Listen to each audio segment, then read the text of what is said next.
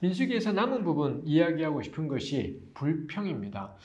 민수기의 히브리말 제목이 영어로 In the Wilderness, 광야에서라고 했지만 달리 불평하며 라고 in the complaint, 불평하며 라고 말해도 될 정도로 끊임없이 불평해요. 마찬가지입니다. 왜 이런 불평들을 보도하고 있나요? 우린 지금 어떻게 살 건가요? 이 해방 조국에서 우린 어떻게 살 건가를 말하고 싶어서 이런 불평들을 하고 있는 거죠. 그 불평들 가운데는 애굽에서 먹었던 생선, 오이, 참외, 부추, 파 이건 없고 맨날 만나만 먹어. 이런 불평도 있고요. 그래서 하나님이 메추라기를 보내주시기도 하고 물이 없다고 불평하고 어떤 경우는 가는 길이 힘들다고 불평하기도 하고 가장 근본적으로는 가나안 땅 정탐꾼 사건과 둘러싼 가나안 땅에 대한 험담이에요. 하나님이 약속으로 주시겠다라는 땅 자체에 대한 실망과 원망 이게 전부 다 의도적인 거겠지요.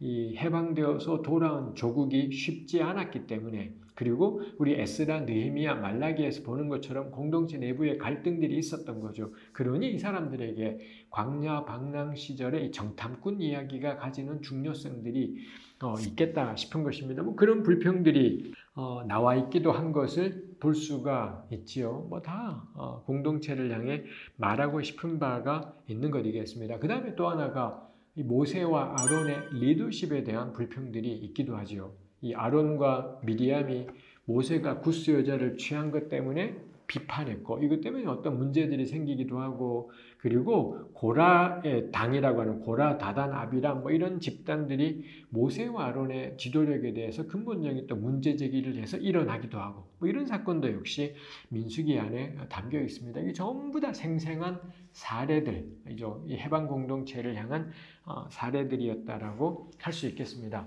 그런 공동체의 불평, 원망 사이사이에 계속 규례들은 등장해요. 마치 아무 일도 없는 것처럼 규례들이 배치되어서는 이게 그저 과거에 대한 비판적 분석만이 아니라 이 하나님 백성 공동체를 만들어가는 과정이구나 싶은 거죠. 백성들은 계속 뭐가 없다고 불평했지만 먹는 게 없으니 불평, 길이 힘들어 불평, 지도력 때문에 불평, 가나안 땅 때문에 불평했지만 다 전부 다 이거는 뭐가 없다고 힘들어요, 뭐가 없어요 이렇게 불평했지만 사실 민수기를 관통하는 참 중요한 주제는 무엇보다도 하나님이 그들과 함께 하심, 하나님의 임재이지요. 그들은 먹을 게 없어요 불평했지만 정작 그들에게 있는 가장 중요한 것, 그들과 함께 하시는 하나님, 그들과 동행하시는 하나님에 대해서는 계속 시야에서 놓쳐버리는 것을 볼 수가 있지요. 우리 광야 기간 동안에 낮에는 구름이, 밤에는 불이 그들을 인도했다라는 게 출애굽기에도 있고 신명기에도 있지만 민수기에 가장 많이 여러 번 언급이 돼요. 하나님이 낮과 밤에 이 구름과 불로 그 백성들을 곳곳마다 인도하셨다라는 것들이 나오지요. 그 다음에 민수기에는 성막을 중심으로 야훼께서 임재하시는, 야훼께서 거하시는 야훼의 거처인 성막을 중심으로 사면으로 이스라엘이 진치는 것, 이런 내용들이 민수기에 실려 있지요. 그거 자체가 그림이지요. 하나님 백성들의 거처, 한복판에 야훼의 거처가 있어서 야훼 하나님이야말로 이스라엘 가운데 계시구나. 그 말 그대로 너희 안에 있다라고 하는데 정말 말 그대로 이스라엘 가운데 거하시는 하나님. 이런 것들을 보여주고 있는 것이라고 할 수가 있겠죠. 구름기둥과 불기둥 역시 늘 그들과 동행하시며 임재하시는 하나님을 보여주는 대표적인 상징이라고 할 수 있겠습니다. 그 다음에 하나님은 광야에서 이들에게 만나와 메추라기를 내려주셨지요. 그래서 그들로 하여금 굶주리지 않게 하시고 또 필요할 때마다 물이 나게 하셔서 물을 공급하셔서 먹게 하셨던 것이 있지요. 그래서 하나님이 이 백성들의 이 마음을 지키시고 보호하실 뿐 아니라 육체적인 것들, 만나, 메추라기, 물과 같이 육체적인 영역에 있어서도 이 백성들의 필요를 채우시고 공급하신 분이었구나. 하나님은 이 백성들을 정말로 먹고 살게 하시는 분이구나라는 걸 보여준 것이 또 이 민수기에서의 광야 시간이었기도 했습니다. 그들은 늘 없는 걸 찾아서 원망하고 불평했지만 정작 그들에게 있던 가장 중요한 것, 야훼 하나님, 하나님의 임재, 이걸 너무 많이 시야에서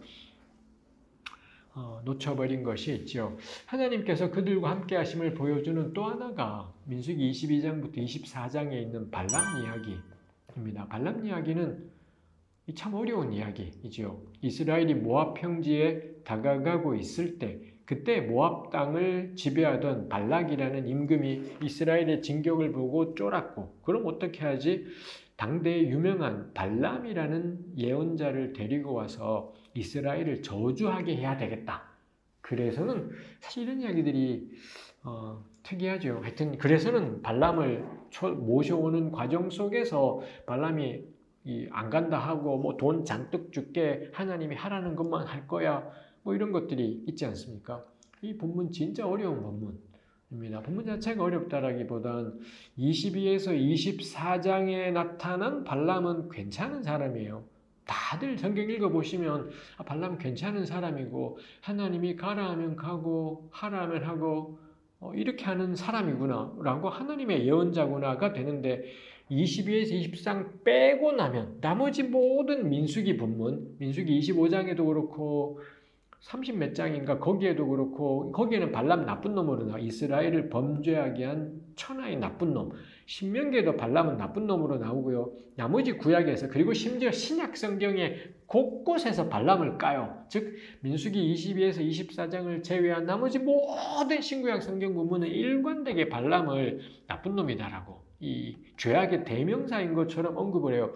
근데 22에서 24장은 안 그런 겁니다. 도무지 거기에서는 이 양반이 뭐가 나쁜지를 잘 찾기가 어렵다라는 게, 그래서 본문이 내용이 어려워서가 아니라 22에서 24장이 말하는 그려주는 발람하고 나머지 모든 본문에서의 발람하고 이게 안 맞아서 어려운 거죠. 그러다 보니 이제 나머지 모든 본문이 일치단결해서 나쁜 놈이라고 하니 22장에 나오는 발람을 나쁘게 읽는 겁니다. 해서 발람이 나는 돈을 아무리 많이 줘도 하나님이 전하라고 하는 것만 전할 거야 말할 때, 나머지 본문들의 이해에 압도되면은 이 인간이 말로 이렇게 하지만 실제로는 돈, 생각이 말이 되긴 하죠. 우리도 그렇잖아요. 저는 돈 같은 거 상관없어요. 말씀만 전할 뿐이죠. 속으로는 더 줘요. 이런 마음이 저도 있기 때문에 이 발람이 구라쟁이구나 뭐 이런 생각을 하게 되는 거죠. 특히 그거를 뒷받침하는 게, 그래서 발람이 가는데, 하나님이 가라고 해서 가는데 나귀가 그 앞을 칼 빼고 들는 하나님의 천사를 발견하고, 나귀는 안 가는데 발람은 가자 해서 나귀 때리고, 나귀가 이 바보 멍청한, 나도 보이는데 닌 안 보여 뭐 이런 거 있고 뭐 이러지 않습니까? 이 하나님이 발람의 가는 길을 막는 걸 보면, 이런 막는 장면을 보면 이 인간이 구라쳤구나 싶은 생각을 하는데, 근데 본문에는 구라라는 것이 정말 알 수가 없기 때문에 너무 어려운, 그래서 어려운 본문 이다 싶습니다. 우리 짧은 시간에 이 본문 가지고 더 붙지는 않겠습니다. 이 본문이 22에서 24장에 놓여서 말하고자 하는 바는 명료해요. 이스라엘은 자신들이 아직 다다르지도 않은 곳에서 그들을 대적하는 세력들이, 모압왕 발락 같은 이런 세력들이 있고, 발람을 동원해서 저주하려는 이런 세력들, 이스라엘은 감당도 할 수 없어요. 자기는 여기 있는데 그 바깥에서 일어나는 수많은 대적들이 있다라는 겁니다. 완전히 무기력하고 무력하지 않습니까?